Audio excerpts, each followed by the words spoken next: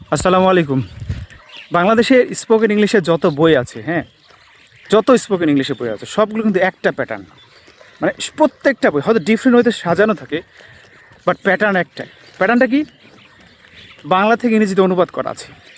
বিভিন্ন বইতে আপনাকে অনুবাদ করা শেখানো হবে। কেউ হচ্ছে আপনাকে ছোট বাক্য ইংলিশে অনুবাদ করে শেখাবে, আবার কেউ বড় প্যাসেজ আকারে বাংলা থেকে ইংলিশে ট্রান্সলেট করে শেখানো হবে বা শেখান আর কি বইগুলোতে।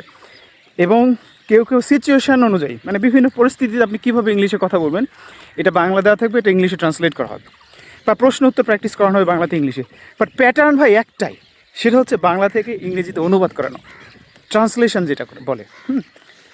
সো আমি একটু জানতে চাই, আমার আমার এই এই পেজে কেউ আছেন যে হৃদয় থেকে এবং অনেস্টলি বলবেন, যে কোনো ইংলিশ বই পড়ে, বিশেষ করে বাংলাদেশে যেসব বই আছে আর কি, বাংলাদেশে যেসব বই আছে, এগুলো বই পড়ে আপনি কি কথা বলা শিখতে পেরেছেন ফ্লুয়েন্টলি, ন্যাচারালি, এফোর্টলেসলি? আপনাকে কথা বলতে গিয়ে ট্রান্সলেশন বা গ্রামার নিয়ে চিন্তা করতে হয় না, এরকম কোনো স্টুডেন্ট যদি থেকে থাকেন কাইন্ডলি একটু জানাবেন।